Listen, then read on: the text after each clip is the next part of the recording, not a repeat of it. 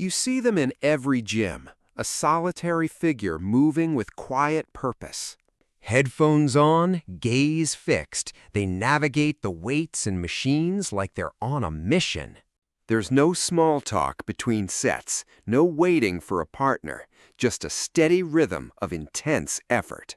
If this is you, you've probably felt misunderstood at times, maybe even a little self-conscious about it. But what if I told you this preference isn't a social failing, but a powerful strategic advantage? It's not because you're antisocial, it's because you're tapping into something much deeper. These aren't just habits, they are psychological superpowers that separate the focused from the crowd. And over the next few minutes, we're going to break down exactly what those superpowers are. Let's be honest, people who don't get it might think you're angry, arrogant, or maybe even a little sad. But they are profoundly wrong because they're looking at the behavior without understanding the psychology behind it.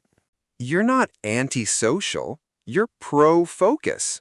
This approach is a sophisticated strategy for getting the absolute most out of your time and effort. Today, we're exploring the 4 powerful psychological drivers that make solo training so effective. We'll cover the pursuit of focus, the management of your personal energy, the logic of radical efficiency, and a surprising 4th reason most people never consider, the drive for autonomy. Plus, stick around because we will address the critical difference between this healthy focus and social anxiety. And I'll give you a practical toolkit to protect your zone in a busy gym.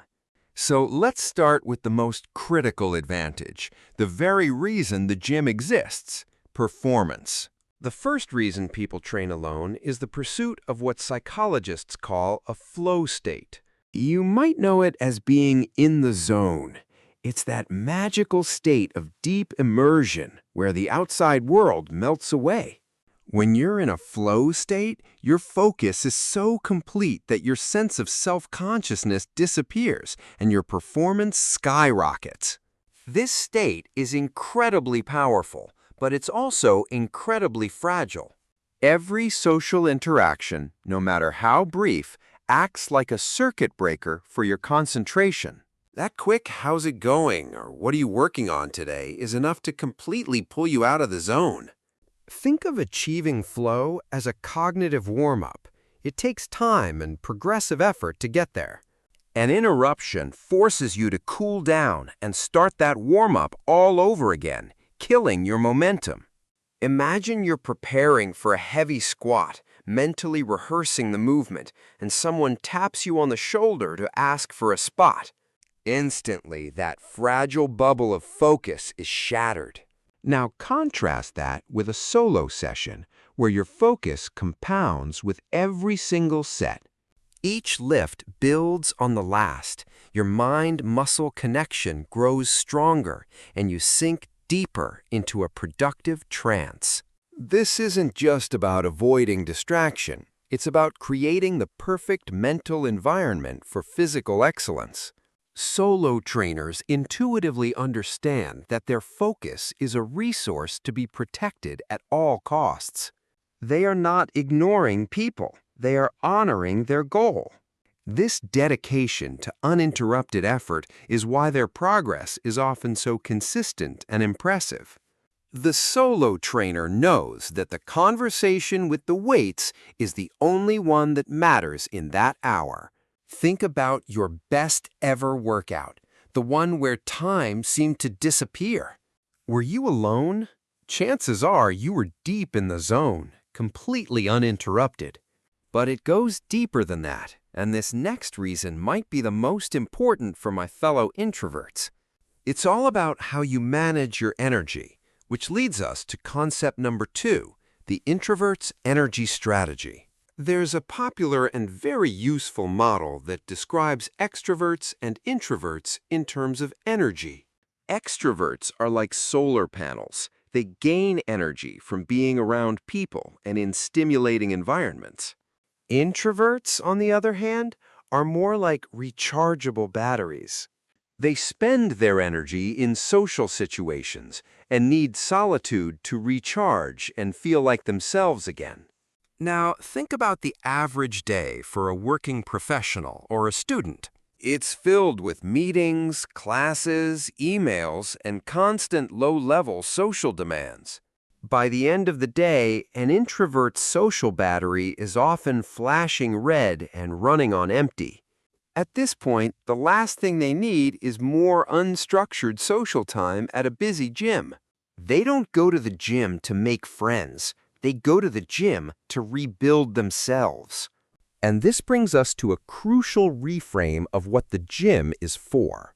For an introvert, the gym isn't another place to spend your social battery. It's the charging station. The rhythmic clank of weights, the familiar burn in your muscles, and the focus on your own breathing make this a restorative process. It's a sanctuary where you can finally shut out the noise of the world and just be with your own thoughts and goals. Choosing to train alone is a conscious act of self-care and energy management. It's how you ensure you have the mental and emotional resources to show up better in other areas of your life. You aren't escaping from people. You are returning to yourself. If this concept of managing your energy is resonating with you, we go deep on topics like this all the time. A quick tap of the subscribe button is the easiest way to keep you in the loop for more insights. Now, let's talk about a reason that appeals to the logical, goal-oriented part of your brain. Concept number 3 is the mindset of radical efficiency. The solo trainer understands that time is their most valuable, non-renewable resource. A social workout is, by its very nature, inefficient. There's the time spent chatting between sets, waiting for your partner to finish, or compromising on exercises you didn't plan to do. Your rest periods get thrown off, your heart rate comes down, and your overall workout intensity plummets. Let's do some simple math here. A 90-minute social workout might give you 45 minutes of actual focused training.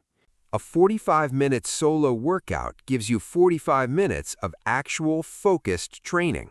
You get the same or even better results in half the time. For a person driven by results, the choice is obvious. Training alone isn't about being impatient. It's about respecting your own commitment. It's a high return on investment activity in a life that is already packed with demands. You have carved out this specific block of time to work on yourself, and you refuse to let it be diluted. This intense respect for the clock is a hallmark of high achievers in every field. This connects to an empowering truth about your goals. Your goal isn't to be seen in the gym. Your goal is to see results from the gym. This is not just a preference, it's a productivity strategy. Finally, we come to the fourth and perhaps most profound reason, one that gets to the very core of human motivation. This is concept 4, the fundamental human drive for autonomy and control. Psychologists have long known that a sense of control over our own lives is critical for happiness and well-being. Autonomy is the freedom to be the author of your own actions.